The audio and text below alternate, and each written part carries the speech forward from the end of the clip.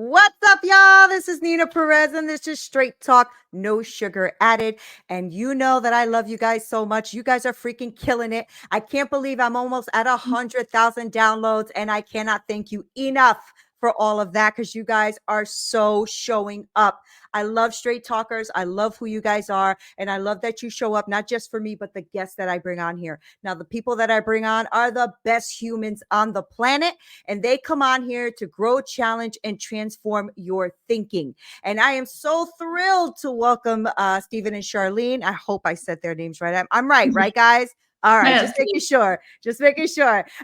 They're transformative coaches and the authors of Rewrite Your Life Story. Now, their journey is marked by resilience and healing from infertility and has deeply informed them in their coaching, emphasizing the power of the human spirit to transform. Now, for over 13 years, they have empowered individuals to break free from limitations using their unique blend of mind, body, and spirit insights. And their approach is both compassionate and holistic. Now, helping people rewrite their stories, guys, like, come on. Okay. These are seasoned speakers and educators, and they excel in making complex concepts accessible and actionable. So, I know that you guys are ready to dig in. So let's do this. Let's join these amazing humans. Thank you so much for being here on Straight Talk. I appreciate you. Thank you, Neena. It's great to be here. Thank you, Neena. We're just over the moon to be on your show. I am so excited. Guys, for those of you who are listening, it is like 7 a.m. for them right now. It is like 2 in the afternoon for me. I'm like wired and all excited, and they're like bright and waking up. I'm like, listen, if I can crawl out of bed sometimes at 7, it's a good day. So tell me a little bit about you guys. So, I want to take our beautiful audience on a journey of who you are. I wanted to get to know you. So tell us who you are. Whoever wants to go first, I'd love to hear it. You can go first, Charlene. Yeah. Okay, thank you. So Neena, we're Stephen and Charlene. We've known each other since we were 14 years old, like since we were in before just during high school days, really. And just hit it off straight away, like really great friends. And life's just taken us on such an amazing journey, like getting to know each other and then going through, like after getting married, just going through so many different hurdles and managing them together. It's just been like an amazing journey of discovery, really. Yeah, I would note that. Actually, Neena, tomorrow is our 23rd wedding anniversary. Oh, so cool. Happy anniversary. Thank you. So we've been married for 23 years, but as Charlene said, we've known each other for over 30 years. So we basically grew up together, and we decided to get married young. Few reasons. We knew that we were meant to be together, but two, Charlene's father was going through some health challenges at the time, and one of his dreams was to walk his only child down the aisle. So we got married. I was 21. Charlene was 22, 23 when we got married. Yeah. And soon after, we decided we were going to have a family. And we were trying, and we just wanted to be young parents. Do you know what I mean? Like we wanted to have energy. We wanted to be young parents. And, we, after 2 years of trying, we went, said, oh, something's wrong here, and went through testing. And that's basically when I found out that I couldn't have children. So that was a huge challenge to us as a couple. However, I will say Charlene never judged me through the process. I remember when I found out I couldn't have children. At that time, Charlene's father had already passed away. And I remember saying to Charlene, do you know what I mean? I know this is your dream to be a mother, and I release you from this marriage. If that is something that you really want, we're still young, you're still in your 20s, and I totally get that. And Charlene said to me that day, Stephen, I married you for who you are, not for what you could give me. And that has definitely been the foundation of our marriage. Charlene never judged me. However, I judged myself. Yeah. So as you can imagine, it attacks every form of the male, your masculinity, who you are, things like that. And when we went through testing, there was no way that I could have children. So, we just sat on that for about 4 or 5 years. And then, at the time, our belief systems were quite narrow and limited, and we belong to certain groups of thinking that if it was God's will, He would do that. And then again, that formed a lot of judgment as well, and a lot of condemnation.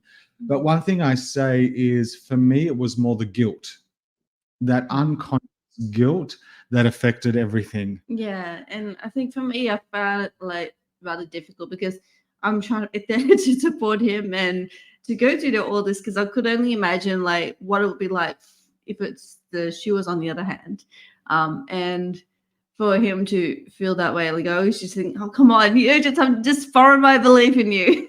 Yeah. We just managed through that. Like Stephen's been so supportive, like while we're going through trials, like trying to do the processes of IVF, all those like different techniques that we had to go through, all the injections and everything, and all the processes. He's been there with me the whole way. And I know he says that, he feels guilty, but a lot of people use that guilt as an excuse not to be there for their partners, and they shut down. But Stephen's been for me all the way. Yeah. Wow, that's actually really powerful. And I'm wondering, and what I want to ask is, how did you get through it though? Because it is true. Love, transcends all of these things, but we're still human, right? And so I'm sure that Stephen, you had to go through, transcending that guilt, maybe anger, the frustration, the condemnation that you talked about, or the judgment, right? But also you, Charlene, like in those quiet moments when you see, I'm not going to be a mother to Stephen's children right now. How do I feel about that? Right. These are real things, and people really go through what you're going through. Right. And there's no judgment in that, but it is real. I mean, this is real. Right. And society sometimes plays that part. Like, so Stephen, you can't have children. It does attack your masculinity in your own mind. I don't know if everybody cares about that, but in your own being, I'm sure it does. And the same thing if the shoe was on the other foot. Women feel that way too, Yeah. So I'm just wondering how you guys allowed yourself to grow through that, right? While still maintaining the marriage, the love, the respect, because I have spoken to marriages who have broken apart over this. Absolutely. So I want to strengthen the people who are listening, who may be going through something similar and are trying to actually navigate what that means now in their marriage, right? In going forward. So I would love you to speak to that. Like how did you guys navigate that and respect each other for feeling what you're feeling? Does that question make sense? Absolutely. I think the first thing is we need to normalize infertility. I think when things aren't normalized, they create boxes and silos and label people. So I think the word infertility in itself has so many negative connotations. And when we look at infertility, it's actually 1 in 6 couples around the world struggle with infertility. So it's more common than people actually think. Yeah. And the thing is though, like even though we've like we're embraced with that information, people still going through that situation sometimes have their blinkers on, and they feel like, oh my gosh, I'm the only person in this world that's going through this. And it's not like a conscious thing that they're going to think that way, but it's just like inwardly they're thinking, oh my gosh, who can I talk to? Like there's a lot of shame around that. Like, who do I talk to? My friends, my family? They won't understand. But it's surprising how many people do understand. Yeah, that's true. And I think for Charlene and I, we started referring to infertility as childless by nature. So there's a lot of people that are childless by nature or childless by choice. And whether it's by nature or by choice, the outcome is the same. You are childless. So infertility, I guess, again, it has this negative connotation, and it's quite hurtful, and it's quite it just labels people. And so what happened with us is we ended up choosing the route of a donor. So we started searching for donors, and obviously that took me a process as well to get my head around that as well. Thinking, oh, do I really want to go someone else because I married this guy, so I want him, Yeah. to be the father. But then I had to get my head around the process. Okay, it doesn't matter because he's still going to be there. Like he's still going to be the person raising that child with me. So that's helped me to think, okay, that's all right. And the questions that were going through my mind was, will this child respect me as their father? And then that comes into play, the concept of nurture or biological father. So what is that real connection? Is it, parent by nurture or parent by genetics?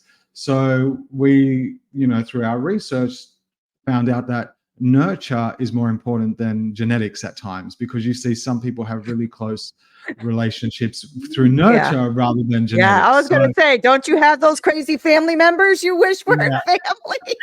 Yeah, absolutely. I do. Yeah, we sure do. And so that played a big role. So as I said, it was a 5-year process before we actually jumped into IVF after finding out. So it wasn't a decision we took lightly. We also researched adoption. Australian laws around adoption are very difficult. And though I know this sounds totally selfish, all adoptions in Australia are open. And I just felt that had too many...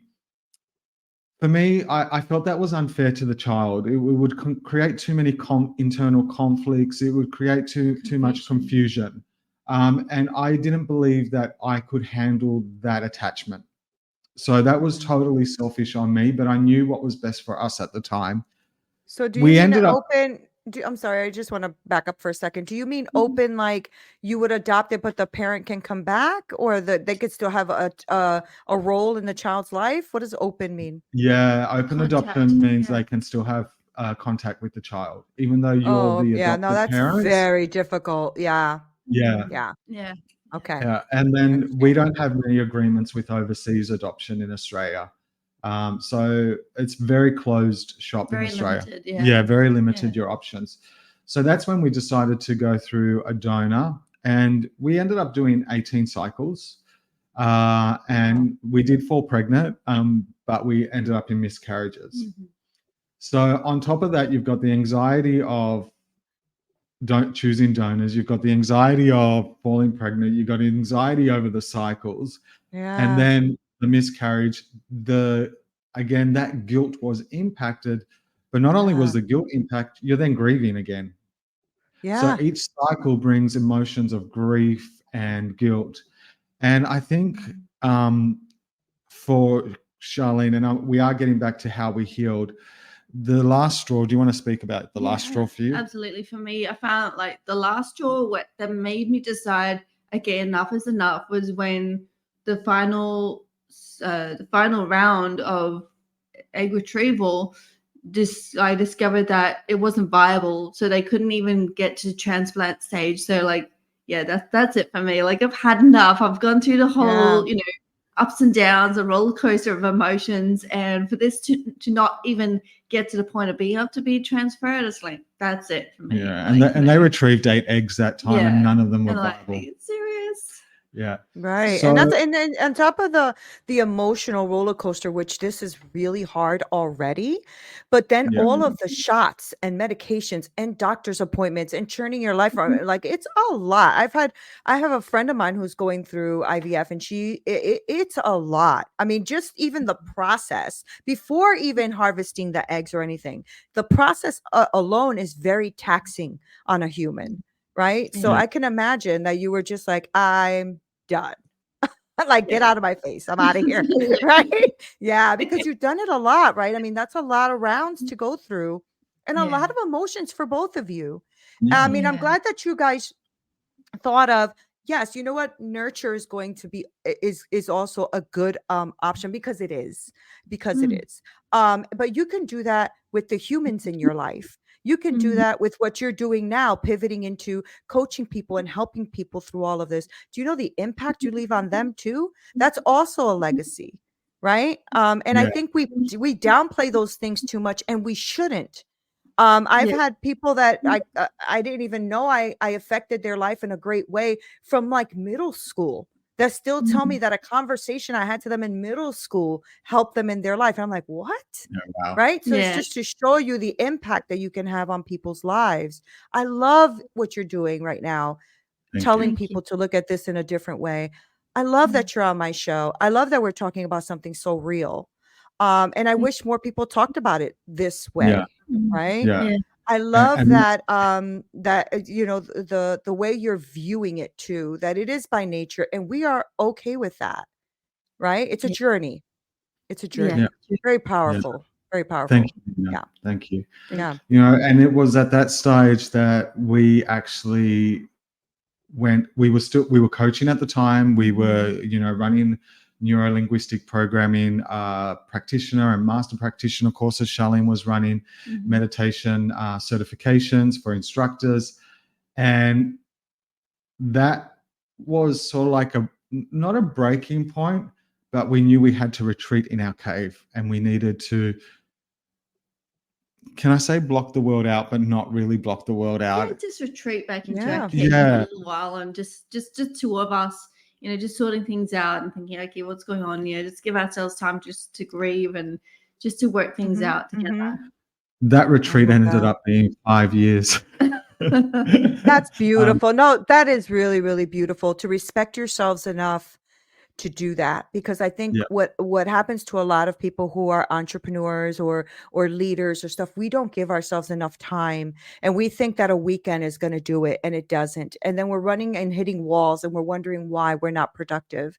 But to give yourself a time to heal is huge, and most people don't do that. And this is not a little thing either, right? This is actually coming to terms with, we will not have children. Like, let's face Right. this. Let's do this together. Let's understand this, right? It's not like something small, like a business decision, right? This is a huge thing. So I can imagine taking 5 years. I mean, I'm sure that it took that long to kind of wrestle with things at first and just love on each other again and be back to where you were, you know, when you got married and loved each other so much. You know what I mean? Like that, because a lot of stuff Yeah. comes into play. Let's be real. Marriage is hard, right? Yeah. And so you have to like also navigate that. How's my partner feeling? And you know, respecting what my partner feels, at the same time respecting me. So that's huge. So it took you 5 years, Stephen, to get it together. It took Okay. us 5 years to get it together. And I think the main thing was so much time and energy had been put into this one thing. Like, we're talking 18 cycles. We're Right. talking, you know, like before we got married, we used to always have, you know, we're going to have 4 children. We had names for the children. So we're talking about something that we had created in our mind that was going to be our reality. And Right. our whole identity Wow. as a couple was built around us having a certain number of children, having their names, how are we going to raise them? Like, Right. this whole process in our mind is how we were as people, like as a couple. This is us. We're going to be parents. And every time we'd had that little glimmer of hope through IVF, it's like, yeah, this is it, you know. And then for it to not go through, it's like, yeah, okay, another Yeah. setback.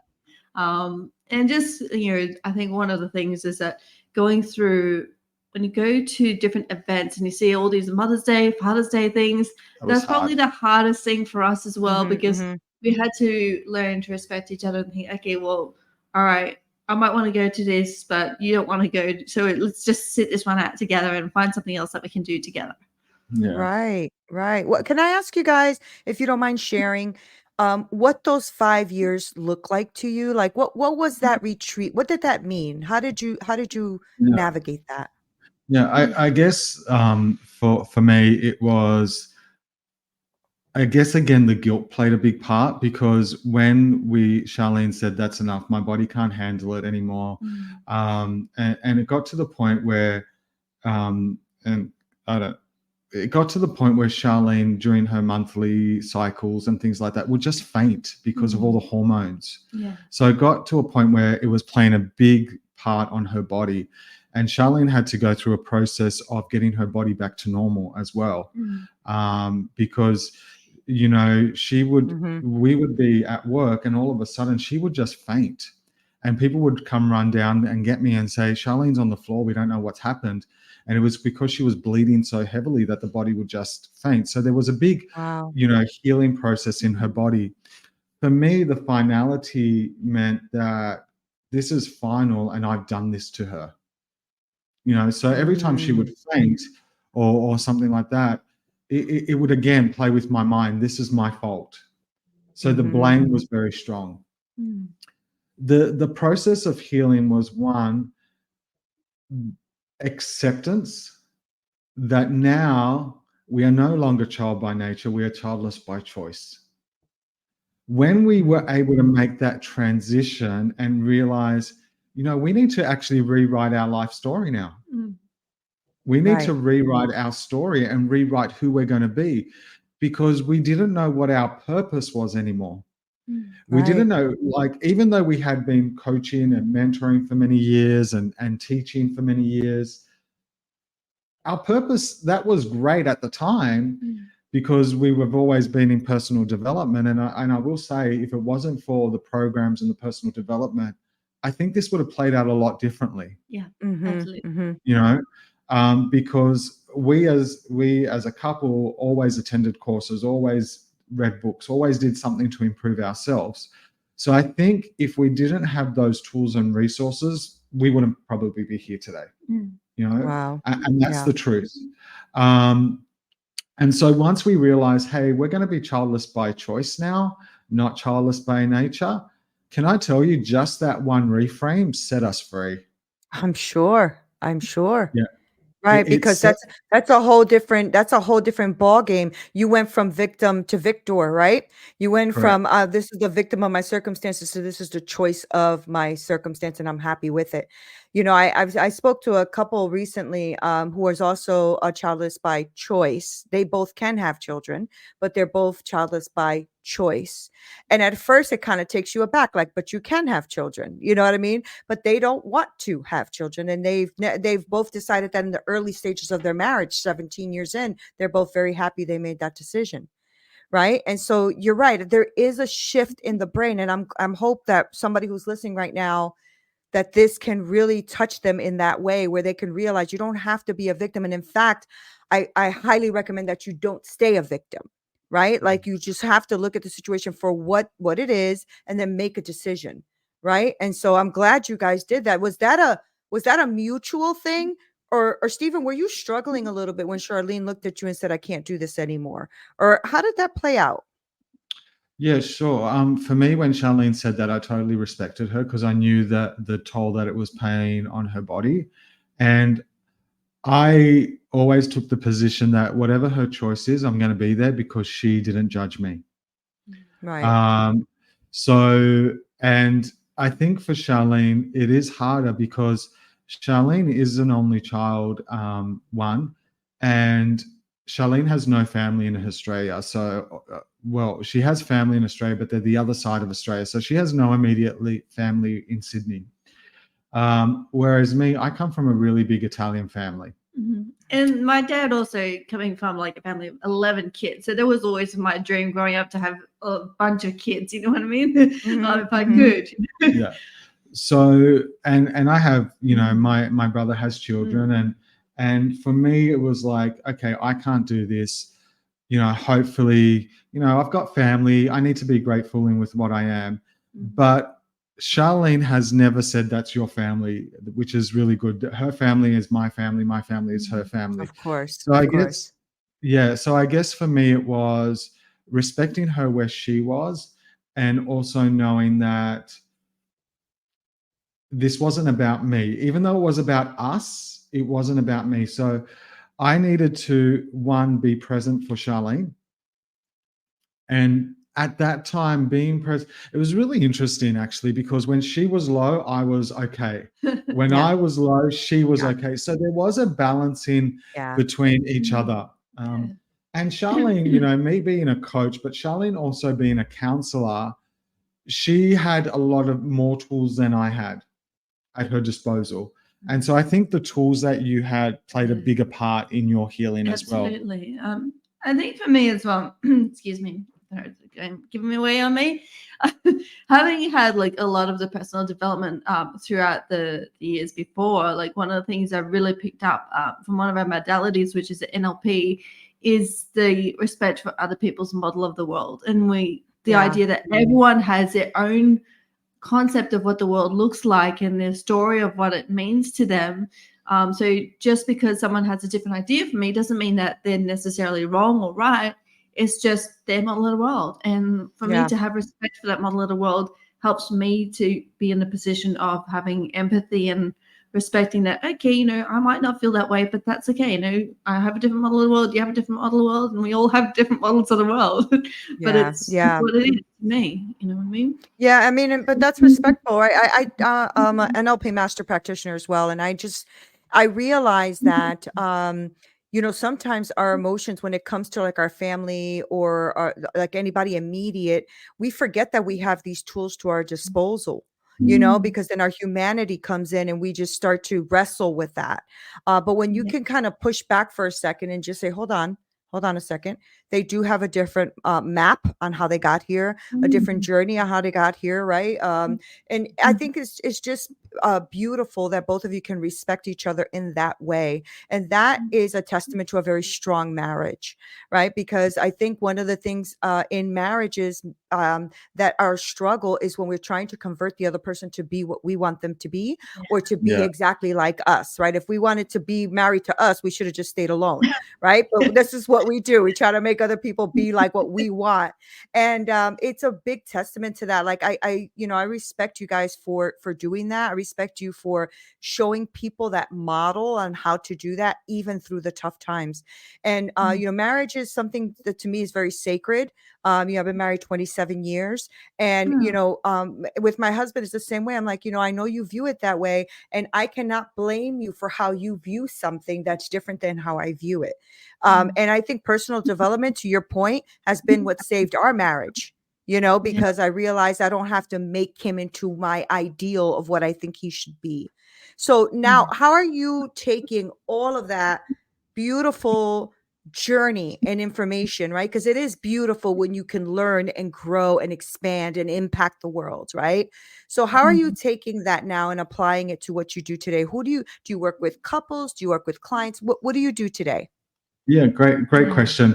I guess one of the healing processes for us was reevaluating what our past was and taking the sting out of it and realizing that our past actually has made us who we are. Exactly. And we wouldn't change a thing. Like, yes, it was grueling at the time, but we wouldn't change a thing. And I guess then we discovered, well, that's us. We wouldn't change a thing. We're happy for what we went through. Even though it was hard in the moment, it's shaped us who we are now. It's defined our marriage. It's defined our relationship. How many other stories that are not about IVF, that are about just life in general, have people been able to rewrite their narrative? And so this thing started brewing in us. Well, let's start interviewing people and finding out. And then at the birth of the podcast, Rewrite Your Life Story, where we just interview people like yourself that have had some tragedy and have risen from that tragedy and rewritten their life story and wouldn't change the tragedy because it's who has defined them. Right. And can I tell you, Neena, the most growth I've had is in interviewing people. Charlene and I were just driving the other day, and I'm like, I am so grateful for the life we've got right now, because I realize that we're helping people. I realize that our story has defined us, but I've met such amazing people along the journey. And so what we do now is we help people that are stuck in their story to re-look at that story as a third-party person. That's good. And glean the learnings. So when we're stuck in victim, it means we haven't learned from that situation. Yeah. Yes. So good. Yeah. Right. Because if you looked at the situation, and I talk about this all the time, so I love what you just said.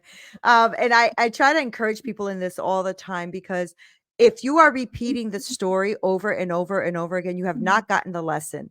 So get Correct. the freaking lesson so that you can move forward. That's why when I go through something in my life that it's like a repetitive thing, I stop and I say, okay, all right. But see, I believe in God, right? So I'm like, all right, God, what's the lesson? Because girlfriend needs to move on. I am sick of this lesson, right? Yeah. I love that you help people with that. Now, do you do it as individuals, as couples? Like, how do you work that? It really depends on the person and the situation.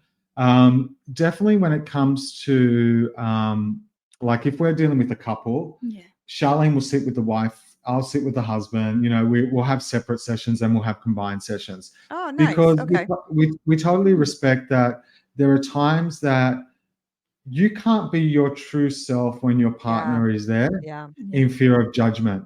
And I guess we need to make sure that judgment does not play a part in our relationship and our model of the world. Or blame. That's right. Or blame. That's right. So by allowing that person to be their true authentic self outside of that situation, glean the learnings, we find that in time the couple comes together with mutual respect for each other and no judgment. I think so good.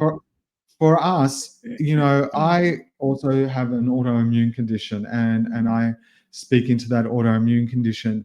And what I had to learn is not to judge my symptoms and not to call it a good day or a bad day. Because that was defining who I was as well. And it's really interesting. This autoimmune was only triggered during the IVF process at the last cycle. So my body gave me some interesting feedback. And it wasn't until I realized, hang on, this is feedback from what I went through and what we're being through, that now I'm able to navigate.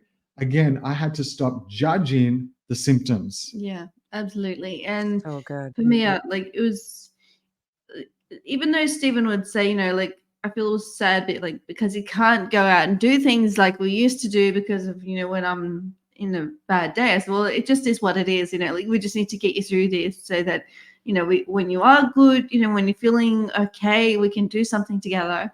But right now, like if you're not feeling great, you know, we just need to be where we need to be. And I think Charlene has, and I want if Charlene can speak into this, because she's taught me one of the greatest lessons as a counselor. Because I said one day, I was like, you know, what if someone's talking to you and their values are totally conflict with what you do, like your values, and you as a counselor listening to the story. And Charlene taught me the lesson of suspending judgment. And that has been a key to my healing. Yeah, because we all, like, let's face it, we're all humans. It's just natural for us just to sometimes judge. Yeah. It just comes as a snap thing. Like it's not a conscious decision. And if it is, you know, sometimes there's something going on in the background there. But the fact is that we think, well, how do we not judge? You know, when someone's so different from us, what we can do is basically suspend that judgment, just putting it to one side for a moment and taking on, like, okay, what would it be like if I was in that situation right now?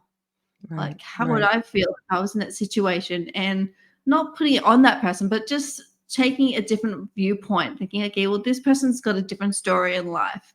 And it doesn't have to be my story, but it's their story. And I have a different story from them, you know, and I wouldn't be judged myself. So how would it feel if I was to be judged for what I do, you know? So just putting it to one side for a moment, just to have an attitude of curiosity. Not nosiness, but curiosity. No, that's so good. And you know, it's true, because I think that we also have to realize that we're all judgeable. Like we all have things where we can be judged. And so suspending judgment is huge. And I think how much of a better world it would be if we all did that, kind of just suspended judgment at first and listened to somebody's story. I realize there's way more connection in us and through us when we don't judge, right? So I was talking on one of my lives recently about, you know, I don't know, somebody was having a talk about, you know, whether you're Democrat or Republican or left or right or whatever that was. And I started saying, well, you know, my neighbor, I don't know who she is personally, but I've been trying to serve her because she's dying of cancer. And not one time did I think about whether she was a Republican or a Democrat or an independent. I said, we need to really stop this nonsense. It's just nonsense, you know, because at the end of the day, if we're in the street dying or something's wrong, I'm not going to ask you, hold on, before you touch me, Are you black or white or Asian? Are you a Democrat? Are you Republican? Are you, it's just ridiculous. And I love that, Charlene, like just suspending judgment and even on ourselves. Like stop judging yourself for a second and just realize this is what it is. What can I do to reframe and rethink this, as opposed to constantly judging that same behavior over and over again, which, by the way, keeps you stuck. It just keeps you stuck, right? Absolutely. Because it's like a self-sabotage. Yeah. Yeah. Exactly. It leaves no room for love, There's right. that Mother Teresa herself even said that we cannot possibly love someone if we're too busy judging them. Yeah, so good. So good. You guys are so loving. I just love you guys. I love your energy. I love the way you love and respect each other. I love your story. I just love every freaking thing about you. So I'm going to definitely go and make sure I subscribe to your podcast. And but before I let you go, though, I do want my audience to know how they can reach out to you, because your energy, your aura, like all of that is amazing. And I'm sure that, somebody who's listening is either going through or needs something to help them transform and shift their mind. And so before I let you go, though, I do need all of that. Like, how do people reach you? How do they talk to you? Where do they listen to you? All that stuff. Yeah, great. So I guess the first place is our website is www.rewriteyourlifestory.com.au, and you can search us on any podcast platform that you're on, and it's Rewrite Your Life Story. And also from our website, all our social handles are there, so you can just DM us straight away. Mm-hmm. Oh my God, I love it. I love it. Any last words to inspire somebody who may be going through this in their life? Yeah, I guess healing happens in community. And had we embraced a community, we probably wouldn't have taken 5 years to heal. But we felt judged. We had the story in our mind that our community was going to judge us, not realizing that healing occurred in community. But don't be afraid as well to find a new community. If you feel that you're stuck in a community that is not supportive of you, find other people. There's a whole wide world out there of people that are going through different situations that are willing just to be there to support you. Yeah. And if you can't find one, just reach out to us. We'll be your community. We'll support you. We'll be your cheerleaders. Absolutely. Yeah. Yeah, I love that. And I was talking to someone who was struggling with her community. It's funny enough that you mentioned that. And we were talking about how she doesn't know how to move forward. And honestly, sometimes we're just loyal to a fault. Right. So we're more loyal to the community or the person that maybe are serving other people, but that are not serving you. And sometimes you just have to be loyal to you. When you're not in a community that's not helping you, enriching you, pushing you forward, supporting you. And when you're there, you have to ask yourself, am I loyal to a fault here? So thank you guys for showing up today. Thank you for pouring into my community. I cannot tell you how much I love this conversation, how present I was for this. I really appreciate you. Thank you for being here. Thank you. Thanks, Neena. I love it. Guys, I told you would love these amazing humans. I know what I'm talking about. Please make sure that you follow them. I will link all of their information below. Just like Charlene just said, if you are in a community where you're just not feeling that support, you're a little bit afraid to talk, or you're being judged or any of that, find yourself a new community. And what better way to start than with someone who is telling you that they are not judging you, that they want to be there to support and honor you as well. So please make sure that you reach out to them. Don't stay stuck in your mess. You don't have to. You're not alone. You don't have to do this alone. This is why people like Stephen and Charlene show up, because they are trying to say to you, you're not alone on this journey. We got you. We've been here. We've done the work. And now I want you to go ahead and do what it is you have to do for you. So thank you guys for being here. I love you so much. This is Neena Perez, straight talk, no sugar added. Until next time.